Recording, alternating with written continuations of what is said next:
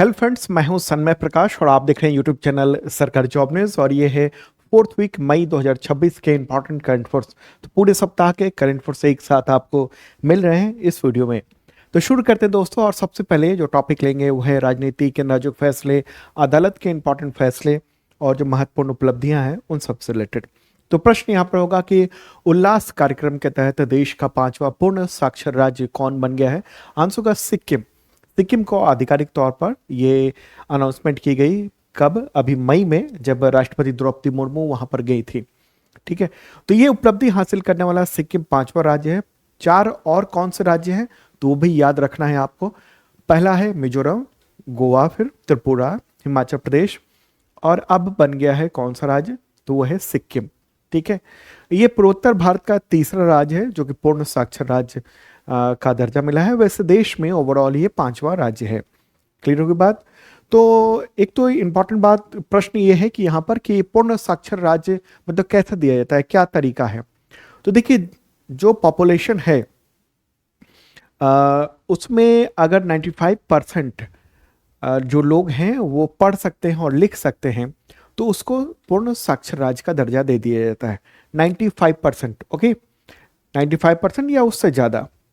ठीक है, क्लियर होगी बात? एक सवाल आया था बच्चे का है तो मैंने आपको बताया। अच्छा, उल्लास कार्यक्रम क्या है? ये शिक्षा मंत्रालय के द्वारा है जारी, और इसमें यह है कि 15 वर्ष या उससे अधिक उम्र के जो लोग हैं उनको बुनियादी शिक्षा, स्किल देना और साक्षरता देना काम है। प्राथमिक काम साक्षरता देना है, और इसी के तहत देश भर में साक्षरता अभियान भी चलाया जाता है। चलें आगे बढ़ते हैं। अगला क्वेश्चन लेते हैं। सुप्रीम कोर्ट ने चुनाव आयोग द्वारा मतदाता सूची को शुद्ध करने के लिए चलाए गए एसआईआर अभियान को वैध माना है। तो यहाँ पर एसआईआर का फुल फॉर्म क्या होगा? आंसर क्या होगा इसका? Special intensive revision. हिंदी में कहेंगे, क्या कहेंगे? तो विशेष गहन पुनरीक्षण। ठीक है, तो सुप्रीम कोर्ट ने कहा कि ये सब ठीक है और जो किया गया है वो संवैधानिक दायरे में किया गया है, ऐसा सुप्रीम कोर्ट का कहना है कि संवैधानिक अधिकार है आयोग के पास, अनुच्छेद 324, और इसके अलावा जन प्रतिनिधित्व अधिनियम की धारा 21(3) उसके तहत। हालांकि कहा कि कोई नागरिकता की स्क्रीनिंग यहाँ पर नहीं की जा रही है कि नाम हटा के नागरिकता छीनी जा रही हो या नागरिकता पर सवाल बहुत ज़्यादा उठाया जा रहा हो। लेकिन अदालत ने ये कहा कि जो लोगों का भी नाम इसमें से बाहर किया गया है, कुछ जो शक है नागरिकता को लेकर, तो ये काम केंद्र सरकार करेगी और उसके लिए वहाँ पर पूरे मशीनरी, उसमें पूरी इंक्वायरी वगैरह का और अपील का काम ये करना होगा। तो एक बात है ये भी, ये मामला बिहार को लेकर था लेकिन असर पूरे देश में होगा इसका, क्योंकि एसआईआर हर राज्य में अब हो रहे हैं। अगला क्वेश्चन है कि उत्तराखंड और गुजरात के बाद यूनिफॉर्म सिविल कोड यानी यूसीसी, हिंदी में कहेंगे इसको समान नागरिक संहिता, उस कानून को पारित करने वाला आजाद भारत का तीसरा राज्य कौन बन गया है? यहाँ पर सवाल पर ध्यान दीजिएगा, यह है आजाद भारत। ठीक है, इसका आंसर क्या होगा? असम। यहाँ ध्यान दीजिएगा कि असम जो है ना यूसीसी लागू करने वाला आजाद भारत का तीसरा राज्य है, लेकिन अगर सवाल में आजाद भारत का जिक्र ना हो तो ये चौथा राज्य कहा जाएगा। ठीक है, वैसे जो पहला राज्य कहा जाता है जैसे गोवा, वो आज़ादी से पहले यानी पुर्तगाली शासन के दौरान 1867 में यूसीसी वहां पर लागू हुआ था। ठीक है, आज़ादी के बाद फिर उत्तराखंड ने लागू किया 2024 में, उसके बाद फिर गुजरात ने किया। ठीक है, और फिर तीसरा राज्य आज़ादी के बाद का असम बन गया है, और वैसे चौथा राज्य ये है। ओके, तो असम, उसकी राजधानी क्या है? दिसपुर है। भाषा क्या बोली जाती है?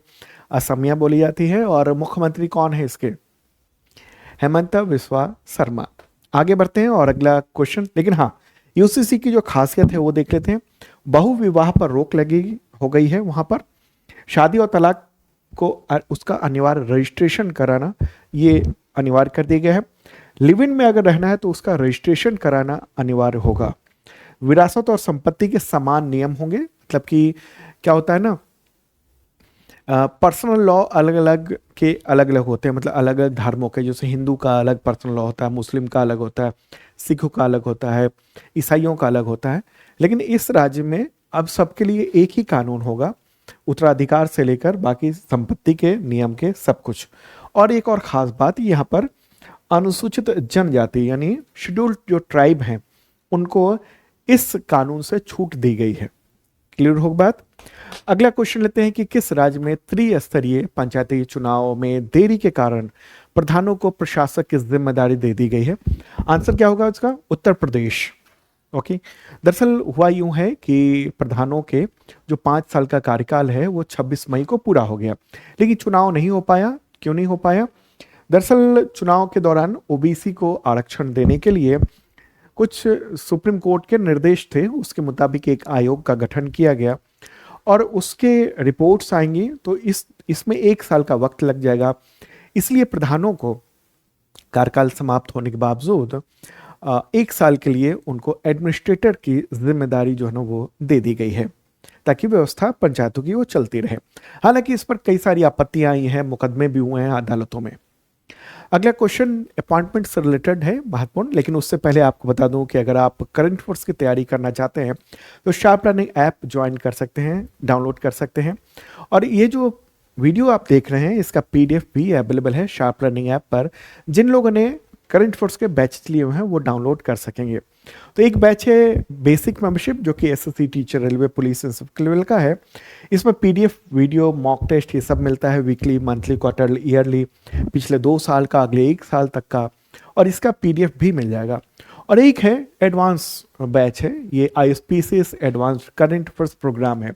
इसका पीडीएफ अगर जैसे वीकली, मंथली, क्वार्टरली, ईयरली, ये भी बिल्कुल ही डिफरेंट मिलेगा। यहाँ पर इन डेप्थ में पूरी जानकारी होगी काफ़ी बेहतरीन ढंग से, और स्टेटमेंट वाइज क्वेश्चंस भी दिए जा रहे हैं इसमें, ताकि एग्जामिनेशन की तैयारी के दौरान करंट अफेयर्स को सीधे आप ना पढ़ें बल्कि उसकी प्रैक्टिस भी करें। तो यहाँ पर वीडियो में, पीडीएफ में, टेस्ट में बिल्कुल अलग तरीके से क्वेश्चंस प्रोवाइड कराए जाते हैं और इन डेप्थ में इंफॉर्मेशन और उस तरह से सोचने की जो शक्ति है उसको बढ़ाने का काम किया जाता है। ठीक है, क्योंकि जैसे यूपीएससी में अभी जो आपने देखा एग्जामिनेशन में 40 से ज़्यादा प्रश्न आए थे 100 में, यानी 40% से भी ज़्यादा वेटेज यूपीएससी में करंट अफेयर्स है। ऐसे में करंट अफेयर्स पर ज़्यादा ध्यान देने की ज़रूरत है। और साथ में इस बार क्वेश्चंस जो देखे आपने बहुत ही अटपटे से थे, लेकिन उसका भी वो सब हमने जो पढ़ाए थे वो कवर हुए थे, वो वीडियो भी मैंने आपको बता के दिखाया था। तो क्या है ना, एक सवाल में एक तरह से 4-5 सवाल होते हैं, तो उनको कैसे सॉल्व करेंगे उसके लिए स्टेटमेंट वाइज क्वेश्चंस की प्रैक्टिस करनी पड़ती है, उस तरह से सोच समझ विकसित करनी पड़ती है, और ये जो बैच है वो पूरा कवर कराता है। तो ये शार्प लर्निंग ऐप है, यहाँ पर जाकर आप ये बैच ले सकते हैं।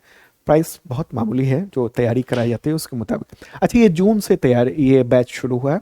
जून से पहले का जो कंटेंट है वो थोड़ा सामान्य होगा, लेकिन इसके बाद से जून से बिल्कुल एडवांस लेवल का कंटेंट और प्रैक्टिस से सब कुछ कराई जा रही है। तो चलिए अब अपॉइंटमेंट से रिलेटेड महत्वपूर्ण क्वेश्चंस देखते हैं, और प्रश्न यहाँ पर होगा, जनसांख्यिकीय परिवर्तनों पर गठित उच्च स्तरीय समिति यानी HLCDC, तो उसके अध्यक्ष के रूप में किसे नियुक्त किया गया? हाँ, आंसर होगा जस्टिस प्रकाश प्रभाकर नावलेकर। कमेटी का नाम क्या है? तो high level committee on demographic changes. किसने बनाई है? गृह मंत्रालय ने बनाई है। काम क्या है? तो इसका काम जो है ना वो है जो अवैध प्रवासन है, अवैध रूप से जो भारत में रह रहे हैं लोग, उसको देखना, और असामान्य जो कारक हैं जो कि अस्वाभाविक रूप से जो डेमोग्राफिक चेंजेज हो रहे हैं यानी जनसांख्यिकीय परिवर्तन हो रहा है उसकी जांच करना, रिकमेंड करना, ये सब जो है ना इसका काम है। तो अध्यक्षता दी गई है जस्टिस पीपी नावलेकर को। सुप्रीम कोर्ट के पूर्व जज हैं और मध्य प्रदेश के लोकायुक्त रह चुके हैं। इसके अलावा कई सदस्य भी हैं इसमें। कौन कौन है? एक तो जनगणना आयुक्त है, ये नाम आपको याद रखना है, क्योंकि वैसे भी जनगणना जो 2027 की चल रही है उसके मुखिया चीफ कौन है? तो मृत्युंजय कुमार नारायण है, जो कि जनगणना आयुक्त हैं। इसके भी मेंबर हैं वो। इसके अलावा दुर्गा शंकर मिश्रा हैं, पूर्व मुख्य सचिव उत्तर प्रदेश के। पी बालाजी श्रीवास्तव है, पूर्व आईपीएस। डॉक्टर शमिका राव रवि हैं, प्रधानमंत्री का आर्थिक सलाहकार परिषद की सदस्य हैं, और सदस्य सचिव, संयुक्त सचिव गृह मंत्रालय में जो हैं वो होंगे। ठीक है, तो काम क्या है इनका? इनका जो काम है ना वो देख लीजिए यहाँ। दरअसल गृह मंत्रालय ने अपने नोटिफिकेशन में कई सारी बातें बताई हैं कि इस देश में डेमोग्राफिक चेंजेज हो रहे हैं, जो बाहर से लोग आ रहे हैं, अवैध रूप से प्रवासी, उनकी वजह से यहाँ का पूरा जो सिस्टम है वो खराब हो रहा है, शहरों में बढ़ रहे हैं और रिसोर्सेज इस्तेमाल कर रहे हैं। ठीक है, तो इस चीज को यहाँ पर मतलब कि यहाँ धर्म को नहीं डिफाइन किया गया है, लेकिन संदेश एक तरह से वही बताने की कोशिश की गई है जो सरकार जो है ना, खासतौर पर जो बीजेपी जिस बात को उठाती है वहाँ। तो इसमें ये इस कमेटी को जो रिकमेंड करना है या बताना है वो ये है कि जो अवैध रूप से प्रवासी रह रहे हैं तो उसके और फिर उसकी वजह से जो जनसांख्यिकीय असंतुलन हुआ है उसके लिए, उससे निपटने के लिए क्या व्यापक ढांचा होना चाहिए, अस्थायी ऑपरेशनल सिस्टम कैसे बनाया जाए जो अवैध रूप से रह रहे हैं और उसके खिलाफ निष्पक्ष और कानूनी कार्रवाई हो सके, उसकी पहचान हो सके, उसको डिटेन किया जा सके। तो ये इसके लिए पूरी प्रणाली क्या होनी चाहिए, एक सिस्टम क्या होना चाहिए, वो ये तय करेंगे।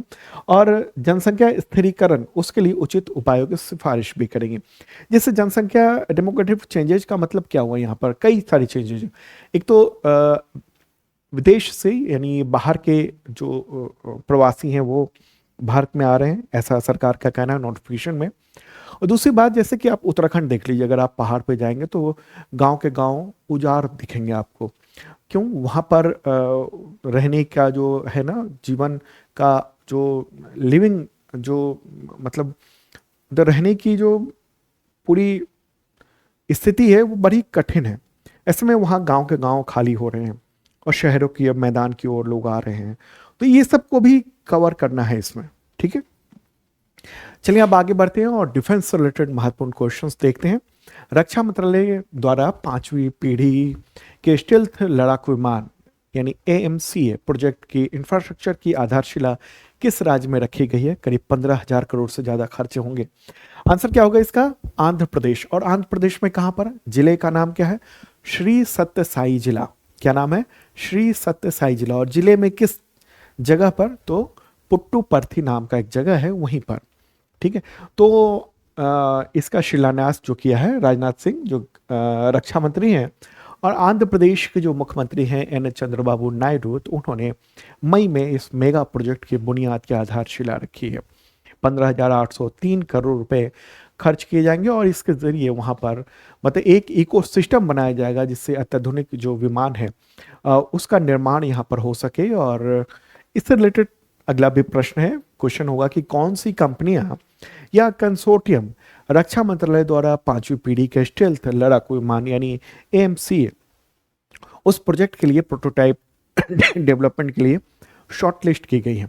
आंसर क्या होगा इसका? उपरोक्त सभी। एक तो कंपनी है टाटा एडवांस सिस्टम्स, दूसरा कंसोर्टियम है यानी दो कंपनियों का एक कंसोर्टियम गठबंधन, L&T है यानी लार्सन एंड टुब्रो, और BEL है यानी भारत इलेक्ट्रॉनिक्स लिमिटेड है, ये भी सही है। और फिर भारत फोर्ज है और BEML है। तो इन सब का इसका कंसोर्टियम, तो इन तीन कंपनी कहिए या तीन कंसोर्टियम कहिए, तो उसने आवेदन किया और फिर इनको शॉर्टलिस्ट किया गया है। ठीक है, तो AMCA फुल फॉर्म क्या होता है? एडवांस मीडियम कॉम्बैक्ट एयरक्राफ्ट, उन्नत मध्यम लड़ाकू विमान। दरअसल आप इसको कैसे देखेंगे, जो हमारे पास राफेल विमान है ना, वो किस पीढ़ी का है या किस जनरेशन का है? वो है 4.5 जनरेशन का। उसमें स्टेल्थ टेक्निक नहीं है। यहाँ पर क्या बात हो रही है? 5th जनरेशन की, जिसमें स्टेल्थ तकनीक हो। ठीक है, तो ये है इंपॉर्टेंट बात।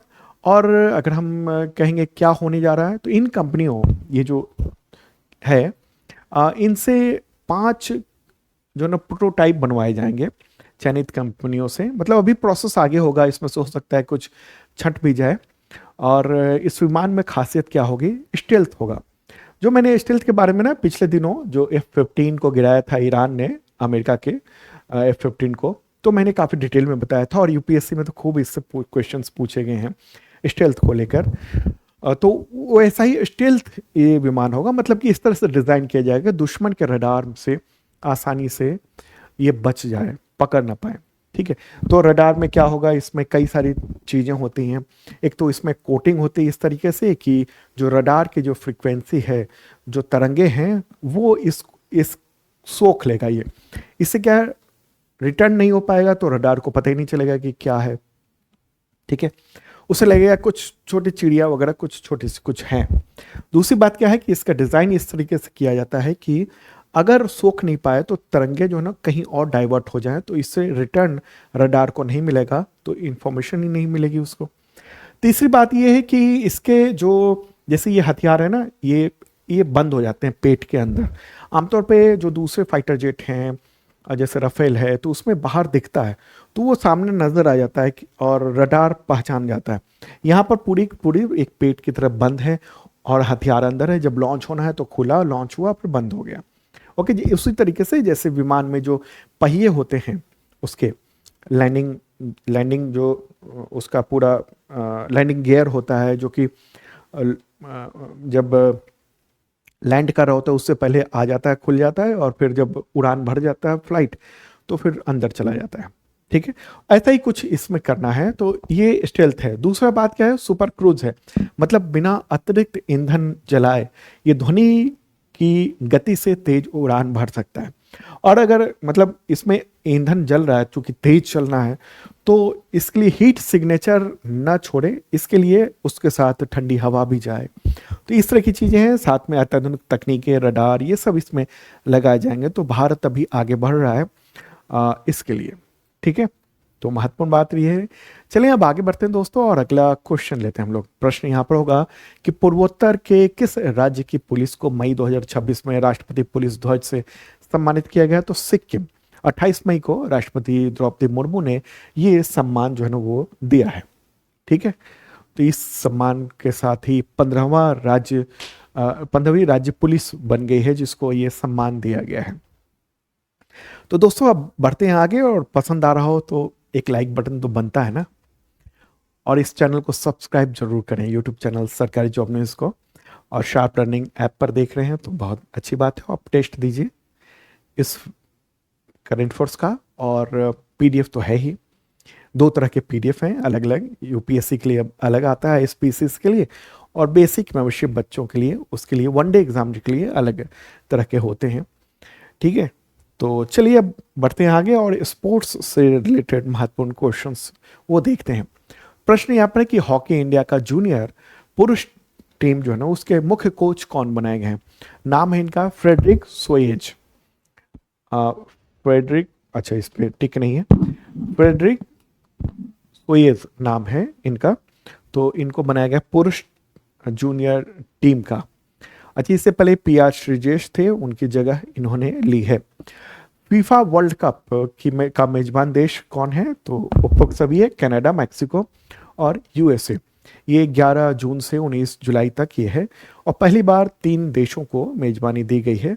इस बार 48 टीमें हैं, पहले से ज़्यादा टीमें इस बार रखी गई हैं। अगला क्वेश्चन है कि किस देश के दिग्गज टेनिस खिलाड़ी स्टेन वावरिंका ने 25 मई को फ्रेंच ओपन मुकाबले के बाद टेनिस से संन्यास ले लिया? स्विट्जरलैंड के खिलाड़ी हैं, ये 41 ईयर के हैं। तो ये 2015 में फ्रेंच ओपन के चैंपियन भी रहे थे। अगला क्वेश्चन है कि कनाडा ग्रांड प्रिक्स 2026 में फार्मूला 1 रेस का विजेता कौन रहा जिन्होंने चौथी बार यह खिताब हासिल किया है? आंसर क्या होगा? Kimi Antonelli. 24 मई को उन्होंने जो है ये खिताब हासिल किया है। अगला क्वेश्चन है स्वरा लक्ष्मी नायर किस राज्य की ऐसी दूसरी महिला शतरंज खिलाड़ी हैं जिन्होंने महिला इंटरनेशनल मास्टर्स का दर्जा हासिल किया है? आंसर होगा कर्नाटक। ठीक है, कर्नाटक की है, 19 वर्ष की हैं ये, और राज्य की दूसरी ऐसी शतरंज खिलाड़ी बनी है। ईशा शर्मा ऐसी पहली थी। ठीक है, तो ये दूसरी जिन्होंने महिला इंटरनेशनल मास्टर्स का ये दर्जा प्राप्त किया है। अगला क्वेश्चन लेते हैं एथलेटिक्स फेडरेशन कप की 100 मीटर दौड़ में 10.09 सेकंड में जो 100 मीटर की दौड़ है वो पूरा करके भारत के सबसे तेज धावक बनने का रिकॉर्ड किसने बनाया है? आंसर क्या होगा? गुरिंदर वीर सिंह इनका नाम है। 23 मई को इन्होंने ये रिकॉर्ड बनाया और शानदार काम किया। आगे बढ़ते हैं और अवार्ड से रिलेटेड महत्वपूर्ण क्वेश्चंस देखते हैं। और सबसे पहले मतलब अवार्ड में क्या देखते हैं हम लोग? पद्म जो अवार्ड मिले हैं ना उसको देखते हैं। ठीक है, तो अवार्ड्स की बात है और पद्म अवार्ड वो देख लेते हैं हम लोग। उससे रिलेटेड कई क्वेश्चंस हैं। पद्म अवार्ड से रिलेटेड क्वेश्चन पूछे भी जाते हैं। तो प्रश्न आपके सामने है कि राष्ट्रपति ने वर्ष 2026 में कितने गणमान्य लोगों को पद्म अवार्ड यानी पद्म विभूषण, पद्म भूषण और पद्मश्री ये सम्मान दिए हैं? आंसर होगा 131। अच्छा, पहले ही आ गया था, चलिए 131। ठीक है, पद्म विभूषण जो है ना वो है 5, पद्म भूषण 13, पद्मश्री 113। ओके, तो देखिए जो सर्वोच्च नागरिक सम्मान है भारत का वो क्या है? भारत रत्न है। दूसरा सर्वोच्च नागरिक सम्मान है पद्म विभूषण। ठीक है, तीसरा सर्वोच्च नागरिक सम्मान वो कहा जाता है पद्म भूषण को, और चौथा सर्वोच्च नागरिक सम्मान है पद्मश्री। क्लियर होगी बात? टोटल ये 131 दिए गए हैं। अगला क्वेश्चन है कि राष्ट्रपति ने मई 2026 में कितने लोगों को पद्म विभूषण अवार्ड दिए? आंसर क्या होगा? 5। टोटल 5 लोगों को दिया गया है। अब सवाल यह है कि किनको दिया गया? टोटल जो 5 लोग हैं वो कौन कौन हैं? ठीक है, तो इसमें आंसर हम क्या बोलेंगे? ए और बी दोनों हैं, यानी धर्मेंद्र सिंह देओल, टी.के. थॉमस, एन राजम और पी नारायण, इसके अलावा वी.एस. अच्युतानंदन। तो इन सबको ये अवार्ड जो ना वो दिया गया है। मई में ये अवार्ड से सम्मानित किया गया। ठीक है, तो ये देख रहे हैं आप, धर्मेंद्र जो कि एक्टर थे, टी.एस. थॉमस, तो केरल के हैं, बाकी नाम देख रहे हैं आप। आगे बढ़ते हैं, अगला क्वेश्चन लेते हैं कि राष्ट्रपति ने कितने लोगों को पद्म भूषण अवार्ड 2026 से सम्मानित किया? 13 लोगों को। और ये कौन कौन हैं? अगर 13 लोग हैं वो तो पूरी लिस्ट यहाँ पर मैंने दे दी है, मैं एक एक करके भी आपको बता देता हूँ।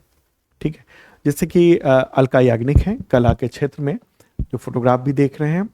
दूसरा नाम है भगत सिंह कोश्यारी। अलका याग्निक तो जानते ही है, प्लेबैक सिंगर है। भगत सिंह कोश्यारी सामाजिक क्षेत्र में, और ये उत्तराखंड से हैं और पूर्व गवर्नर भी रह चुके हैं। फिर अगला नाम है कल्लीपट्टी रामास्वामी पलानीस्वामी, ये मेडिसिन से डॉक्टर हैं, तमिलनाडु से।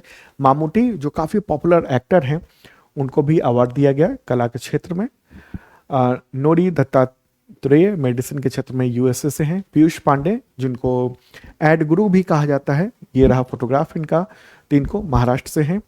ठीक है, इसके अलावा SKM मैकिलानंदन सामाजिक कार्य के क्षेत्र में तमिलनाडु से।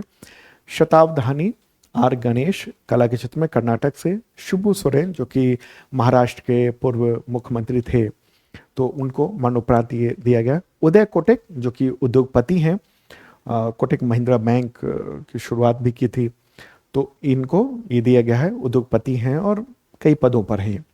ठीक है, VK मल्होत्रा मरणोपरांत दिल्ली से दिया गया है।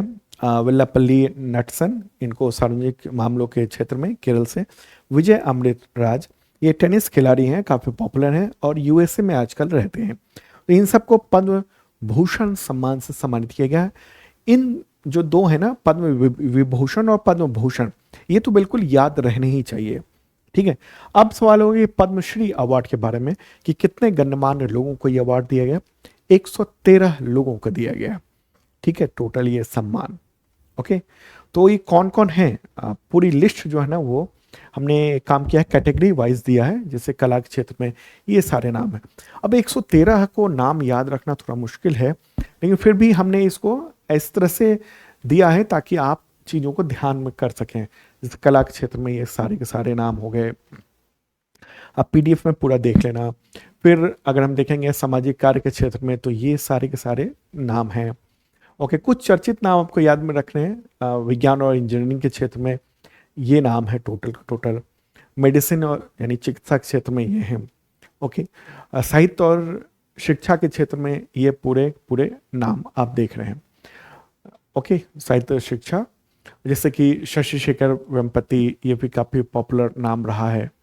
ओके, स्पोर्ट्स के क्षेत्र में ये स्पोर्ट्स वाला तो बिल्कुल याद रखिएगा, हरमनप्रीत कौर हैं, बलदेव सिंह है, भगवान दास रायकवार हैं, प्रवीण कुमार हैं, रोहित शर्मा हैं, सविता पुनिया है। तो ये पद्मश्री अवार्ड है। ठीक है, व्यापार और उद्योग के क्षेत्र में ये नाम है। फिर आगे अगर बढ़ेंगे, सिविल सेवा के क्षेत्र में ये नाम है। ओके, फिर अगला अन्य के क्षेत्र में ये देखेंगे हम।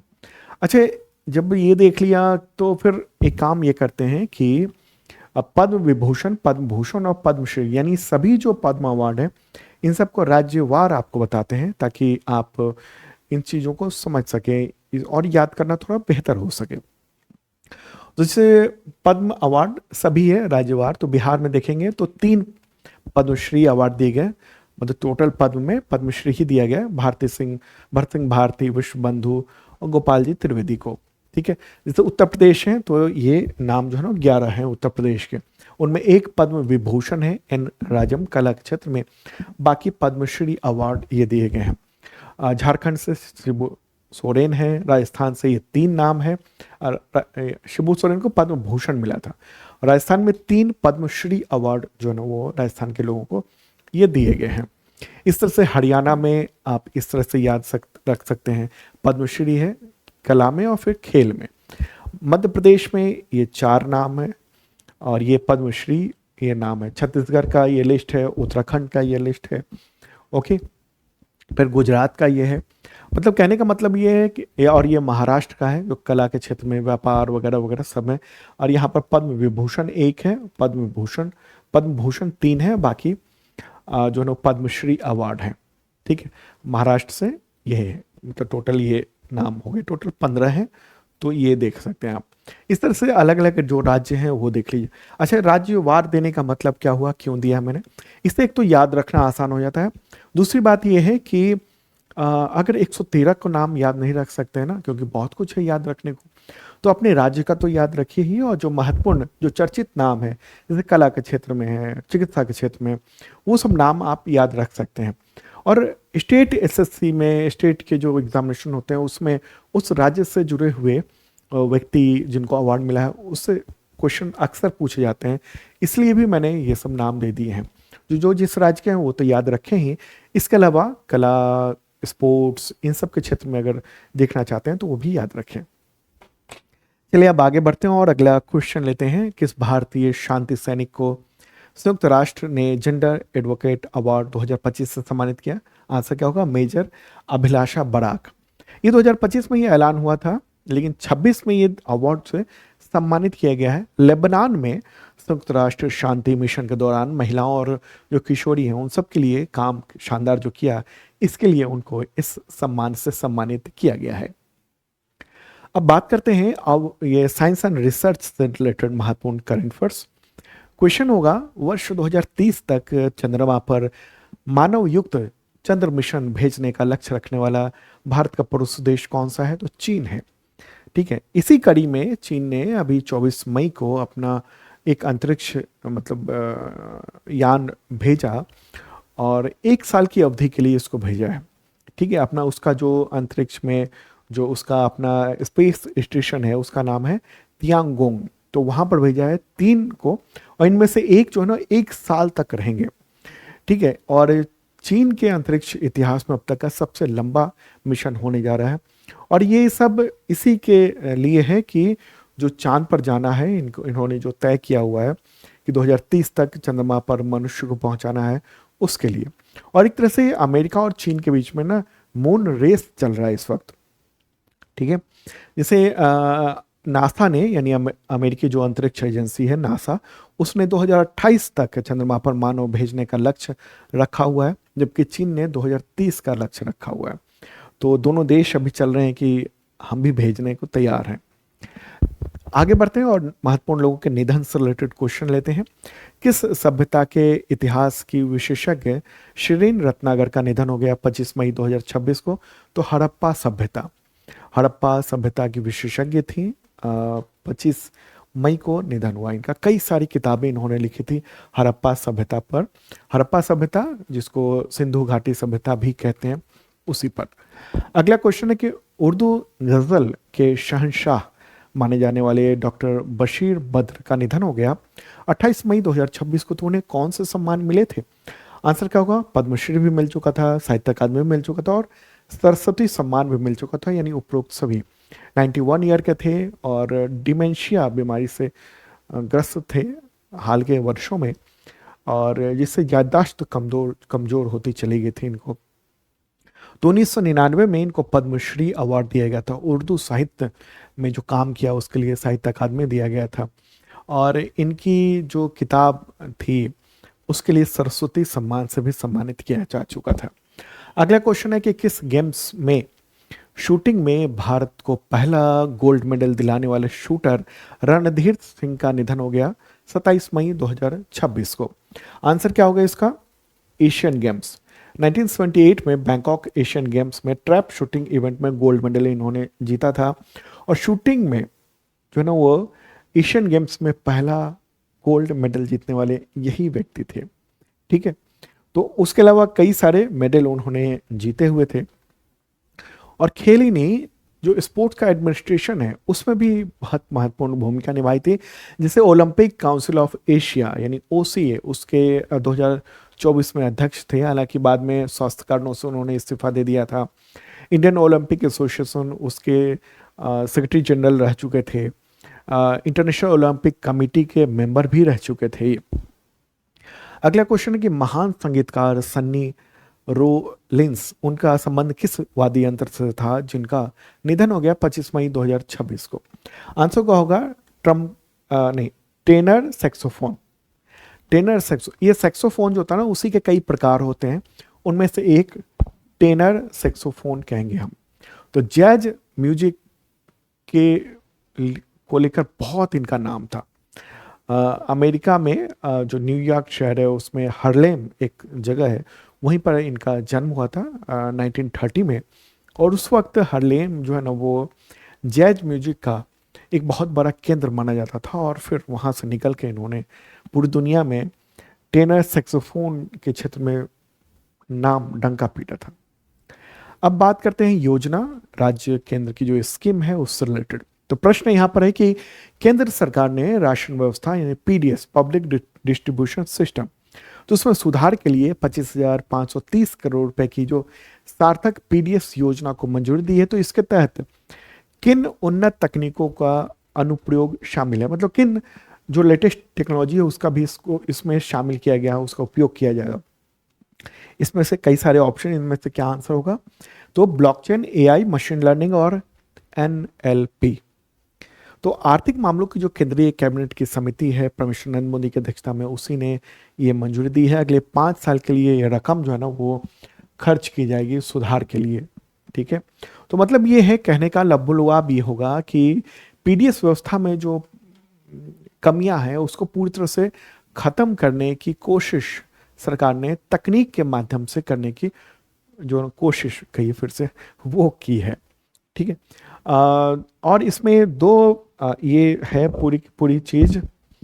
फायदा इससे 81.35 करोड़ राशन कार्ड धारकों को होगा। हाँ, ये प्रणाली पुरानी प्रणाली को रिप्लेस नहीं करेगी बल्कि उसमें ढांचागत सुधार करने का काम करेगी। और ये जीरो हंगर जो है ना, जो SDG 2 है उसके लक्ष्य को प्राप्त करने का एक कदम है। और इसमें 2 योजनाओं को शामिल किया जा रहा है। एक क्या है कि राज्यों की एजेंसी को जो अनाज परिवहन और कोटेदार का मार्जिन है उसकी जो वित्तीय सहायता, और दूसरा स्मार्ट पीडीएस, ये भी टेक्नोलॉजी को शामिल किया गया था लेकिन अब इसको मर्ज कर दिया गया है इसी में। ठीक है, तो इसमें क्या होगा आखिरकार, ये जो चीज़ें हैं जैसे कि मुख्य विशेषताएं जो मैं इसमें जो बताया मैंने, एक तो ब्लॉकचेन है मुख्य तौर पे। ब्लॉकचेन क्या है? ब्लॉकचेन में क्या होता है कि एक डिजिटल सुरक्षा लेजर कहिए, इसमें जो डेटा वहाँ दर्ज किया गया ना या लेन देन जो है ना उसको मिटाया नहीं जा सकता, उसको हैक नहीं किया जा सकता। तो पीडीएस में ये काम होगा स्टॉक को मेंटेन रखने में, चीज़ों को देखने में। ठीक है, दूसरा है एआई आर्टिफिशियल इंटेलिजेंस। तो ये काम क्या है? तो ये इंसानों की तरह सोचने, निर्णय लेने, इन सब चीज़ों को मतलब आर्टिफिशियल इंटेलिजेंस के जरिए ये काम कराया जाएगा पीडीएस में। मतलब पूरा चेन पर ये नज़र रखेगा कहाँ पर क्या गड़बड़ी हो रही है, ये सब चीज़ों को देखेगा। मशीन लर्निंग क्या है? तो ये एआई का एक हिस्सा है, आर्टिफिशियल इंटेलिजेंस का है, जिसके तहत कंप्यूटर जो है ना वो पुराने डेटा और अनुभवों से और जो भी बदलाव हो रहे हैं उससे खुद ब खुद सीखता है। और इसके लिए अलग से कोडिंग नहीं करनी पड़ती बल्कि मशीन ही मनुष्य की तरह वो सीखता है और एआई को इंफॉर्मेशन, तो एआई और मजबूत होता चला जाता है। ठीक है, तो मतलब अच्छा, चौथा चीज क्या है, NLP, ये नेचुरल लैंग्वेज प्रोसेसिंग है।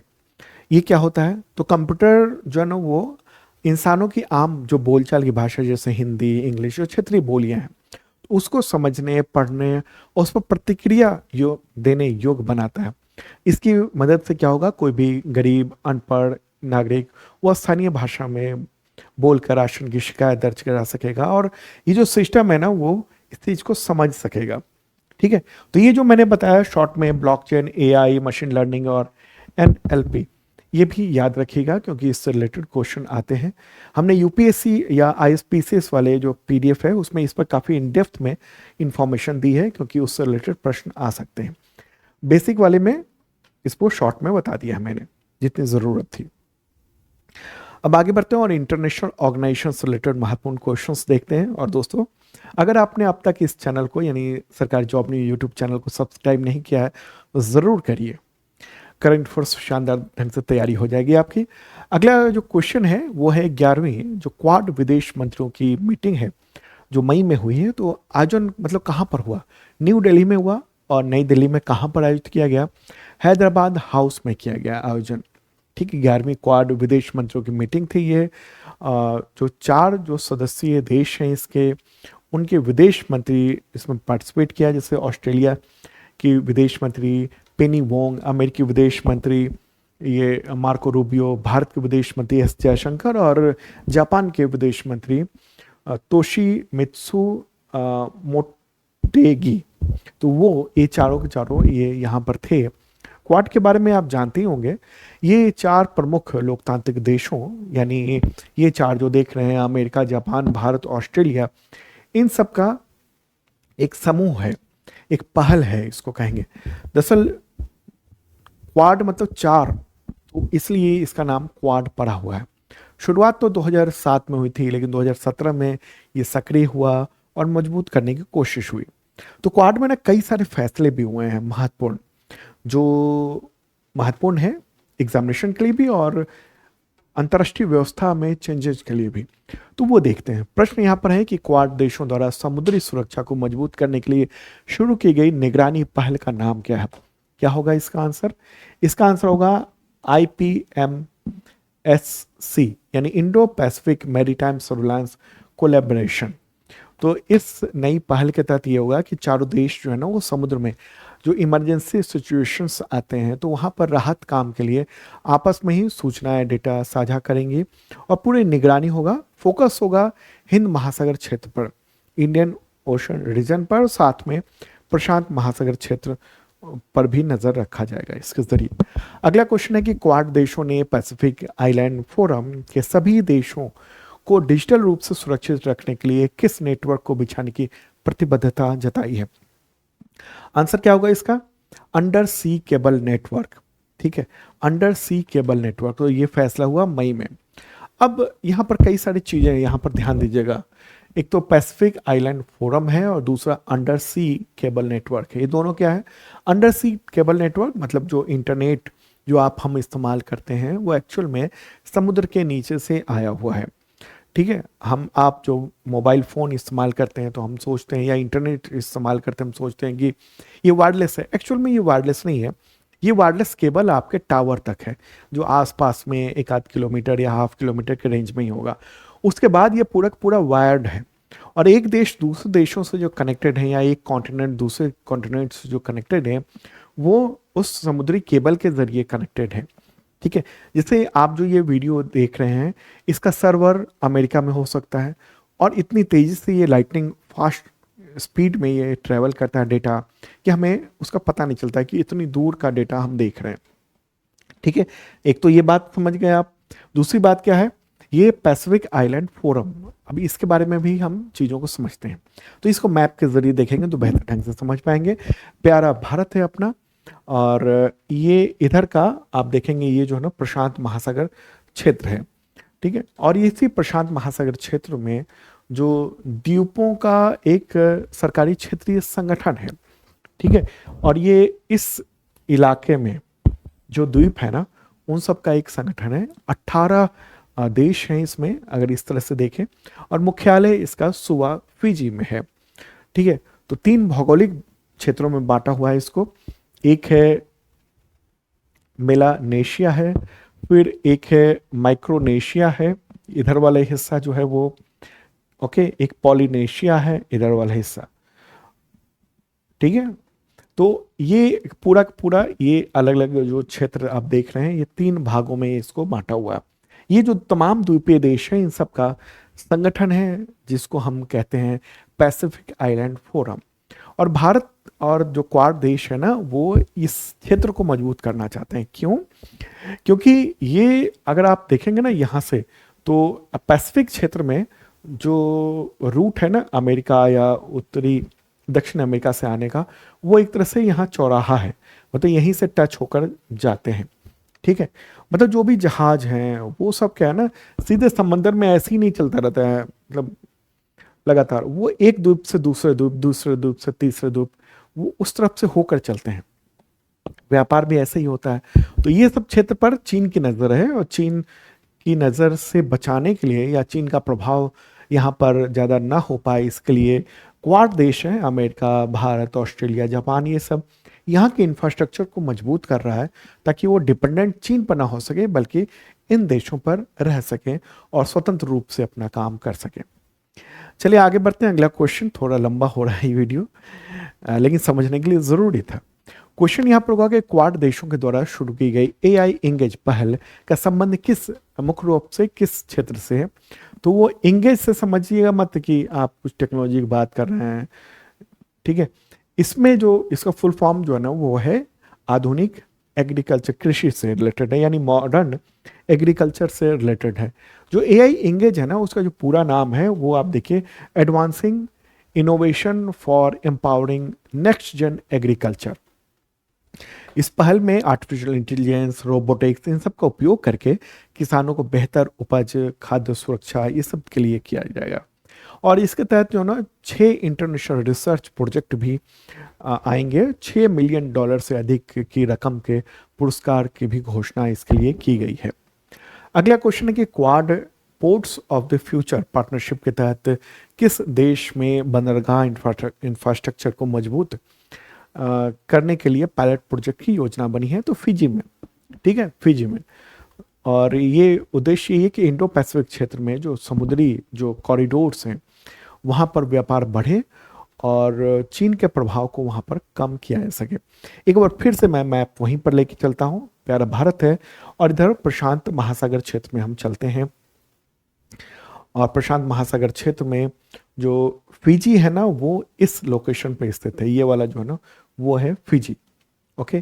तो इस क्षेत्र में जो है ना, वो मजबूती से क्षेत्र जो है ना वो डेवलप हो सके बिना चीन के प्रभाव के, इसी के लिए फिजी में खासतौर पर बंदरगाह प्रोजेक्ट है, मॉडर्न बंदरगाह बनाए जा रहे हैं, उस पर प्लानिंग चल रही है, ठीक है। तो फिजी जो है ना, वो दक्षिणी प्रशांत महासागर क्षेत्र में ओशिनिया हिस्से में है, और ये है, और मेलानेशिया में स्थित द्वीपीय समूह भी कहेंगे। राजधानी जो है ना सुवा है, राष्ट्रपति हैं नाइकामा लाल बलुवु। भारतीय मूल के बहुत सारे लोग रहते हैं वहाँ पर। प्रधानमंत्री वहाँ के सितिवेनी रूबिका। फिजियन डॉलर चलता है यहाँ पर। चलिए अब आगे बढ़ते हैं और जो प्रमुख समझौते हुए हैं उसकी भी चर्चा हम लोग यहाँ पर कर लेते हैं। क्वाड देशों के बीच में जो हुआ है, ठीक, महत्वपूर्ण समझौते, जैसे कि अगर आप देखेंगे समुद्री और ट्रांसनेशनल सुरक्षा, उसको लेकर भी बात हुई है कि Indo Pacific partnership for maritime domain awareness, ये जो है ना वो चलाए जाएंगे और पहली बार इसको शुरू किया गया है इंडियन ओशन रीजन में, ठीक है। तो ये है जो अवैध समुद्री गतिविधियां हैं उसको कंट्रोल करने के लिए आतंकवाद विरोधी अभ्यास ये सब चले जाएंगे।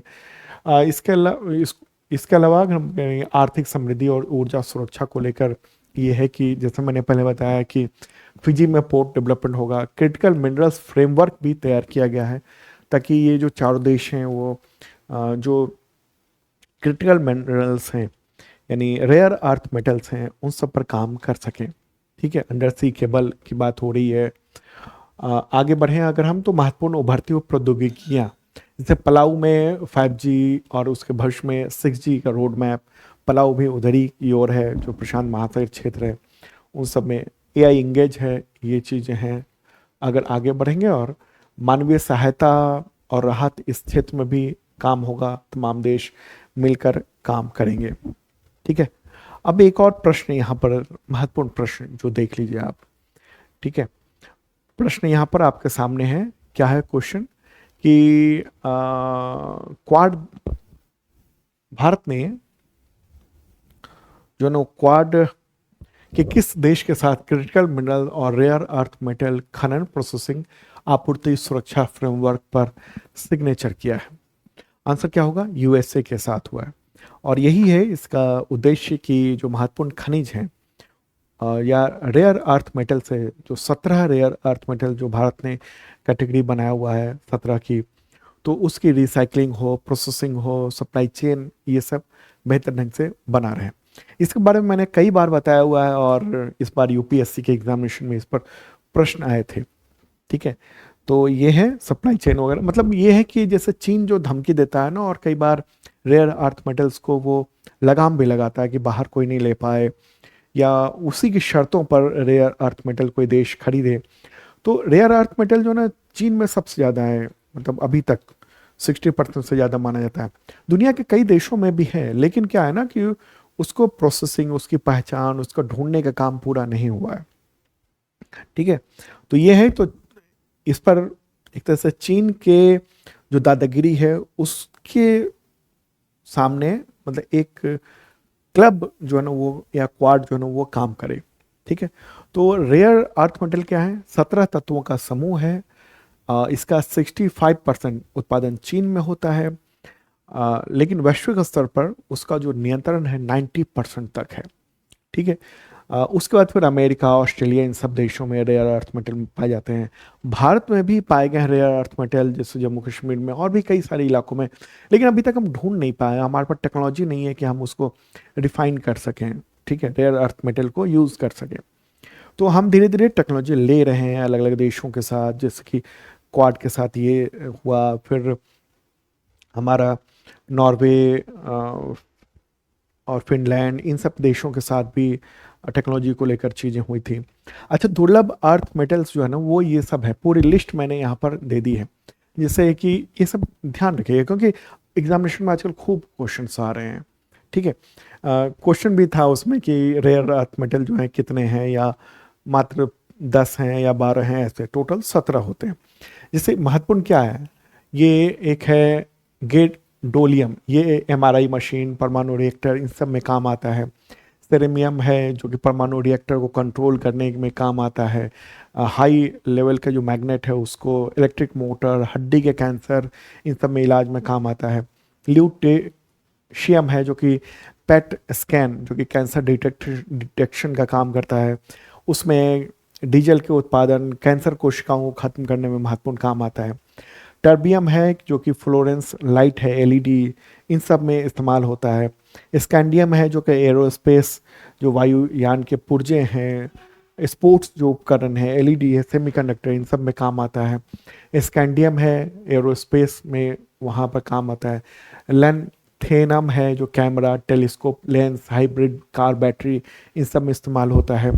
सेरेमियम है जो कि गाड़ियों के धुएं को साफ करने में इस्तेमाल होता है, जो धुएं साइलेंसर ना उसमें, और भी कई सारे हैं, मतलब बहुत सारी चीज़ें, पूरी लिस्ट मैंने PDF में भी दे दी है ताकि आप इन सबको तो ध्यान में रख सकें। ठीक है, चलिए अब आगे बढ़ते हैं और अगला क्वेश्चन महत्वपूर्ण वो देखते हैं। किस देश के विदेश मंत्री मार्को रूबियो ने कोलकाता में मिशनरीज ऑफ चैरिटी का मुख्यालय जो मदर हाउस है उसका दौरा किया, जो काफ़ी चर्चा में रहा है? आंसर क्या होगा इसका? USA, America. ओके, अमेरिका में, मतलब USA के विदेश मंत्री हैं वो मार्को रूबियो, काफ़ी चर्चा है, नाम तो आपको याद रहना ही चाहिए। तो उनकी ये यात्रा जो है ना भारत में, ये बहुत ही चर्चा में रही है। तो सबसे पहले वो मतलब आए थे तो क्वाड के में मीटिंग में हिस्सा लेने के लिए, लेकिन वो लैंड किया, उन्होंने पहुंचे सबसे पहले वो कोलकाता में 23 मई को। शुरुआत ही वहाँ से की, जो मिशनरीज ऑफ चैरिटी है वहाँ पर, जो मदर टेरेसा का जो संस्थान था उस जगह पर, और काफ़ी चर्चा में रहा है। और ऐसे समय में ये उनकी यात्रा हुई जब भारत में FCRA जो कानून है, यानी विदेश से जो फंड लेने वाले जो को लेकर जो कंट्रोल करता है जो कानून, तो उसमें बदलाव, पूरा वो नया विधेयक जो है ना उसको लाने की तैयारी चल रही है। और चिंता जताई जा रही है कि अगर नया कानून वगैरह बनता है तो इससे मिशनरीज ऑफ चैरिटी सहित भारत में जो काम करे ईसाई संगठन है, तो उनके विदेशी फंड को हासिल करना बड़ा मुश्किल हो जाएगा।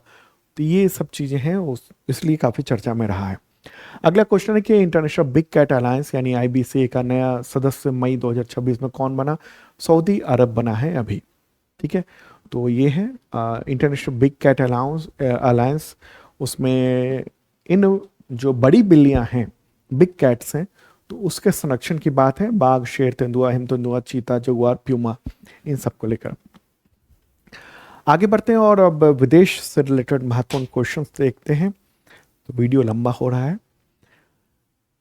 तिब्बती निर्वासित सरकार यानी सेंट्रल तिब्बतन एडमिनिस्ट्रेशन CTA, तो उसके सिक्योंग यानी प्राइम मिनिस्टर का पद की शपथ किसने ली है?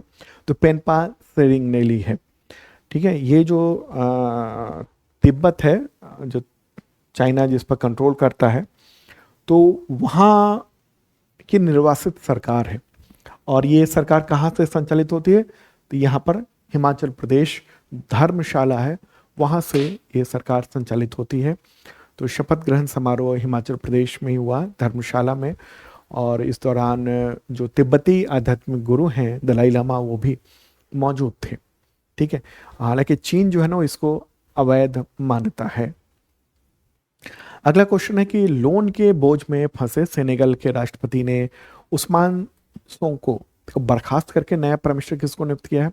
अहमदो अल अमीनो लॉ को किया है। दरअसल ये खबर मतलब किसी देश के जो लोन ट्रैप में फंसने के बाद जो वहाँ की राजनीतिक स्थिति बदलती है, उसको लेकर आप यहाँ ध्यान दीजिएगा।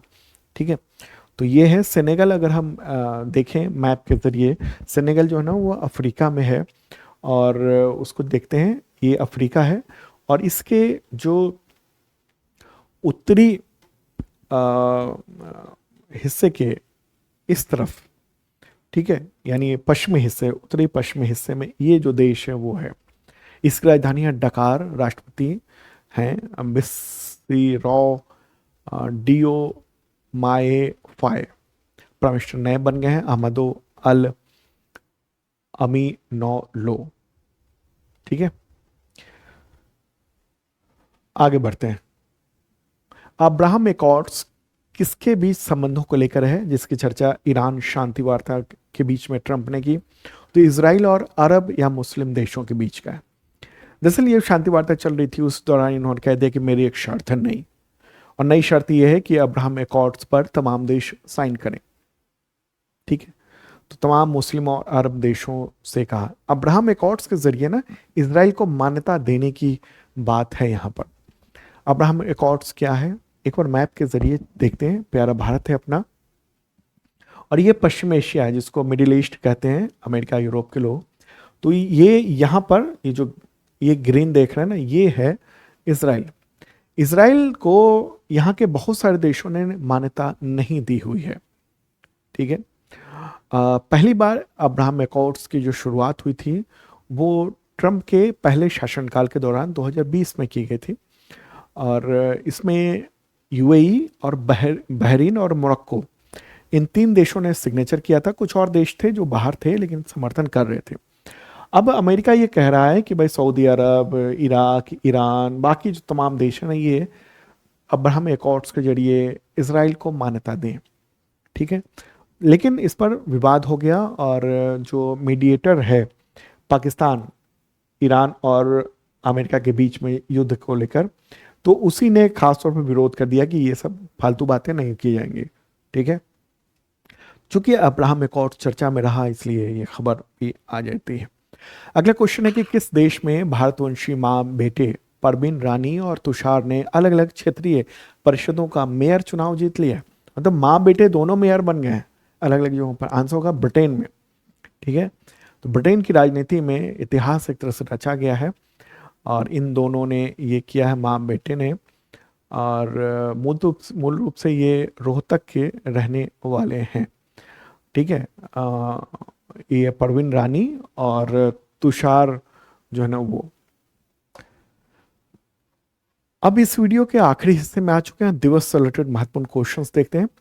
संयुक्त राष्ट्र शांति सैनिकों का अंतर्राष्ट्रीय दिवस कब मनाया जाता है? तो वह है 29 मई को। थीम है शांति में निवेश करें। हिंदी पत्रकारिता दिवस कब मनाया जाता है? तो 30 मई को मनाया जाता है। क्यों? हिंदी भाषा का जो उदंत मार्तंड नाम से पहला समाचार पत्र, ये 30 मई 1826 को प्रकाशित हुआ था कोलकाता में, और इसको प्रकाशित किया था पंडित जुगल किशोर शुक्ल ने, इसलिए हिंदी पत्रकारिता दिवस मनाया जाता है। अगला क्वेश्चन है कि गैर स्वशासी क्षेत्रों के लोगों के साथ एकजुटता का अंतर्राष्ट्रीय सप्ताह कब मनाया जाता है? तो 25 से 31 मई को। अंतर्राष्ट्रीय गुमशुदा बाल दिवस तो 25 मई को मनाया जाता है। संयुक्त राष्ट्र महासभा ने किस दिन को विश्व फुटबॉल दिवस के रूप में घोषित किया हुआ है? तो 25 मई को किया हुआ है। ठीक है, 25 मई। अगला क्वेश्चन है कि विश्व थायराइड दिवस कब मनाया जाता है? तो 25 मई को मनाया जाता है। अफ्रीका दिवस कब मनाया जाता है? वो है अफ्रीका दिवस, ये 25 मई को। तो दोस्तों ये था इंपॉर्टेंट करंट अफेयर्स आप सबके एग्जामिनेशंस के लिए, और करंट अफेयर्स का ये पीडीएफ और टेस्ट ये सब जरूर देखिएगा। शार्प लर्निंग ऐप पर है, ये फ्री में नहीं है, ये बैच के जरिए मिलता है। तो अगर आप वनडे एग्जामिनेशन की तैयारी कर रहे हैं तो ये बेसिक वाले में आपको मिल जाएगा, और एडवांस मतलब यूपी आईएसपीसीएस की तैयारी कर रहे हैं तो और बेहतर ढंग से क्वेश्चन के साथ ये मिल जाएगा आपको इस बैच के साथ। ठीक है, और डेली वीडियो भी जरूर देखिए। मिलते हैं नेक्स्ट वीडियो में। Okay, bye.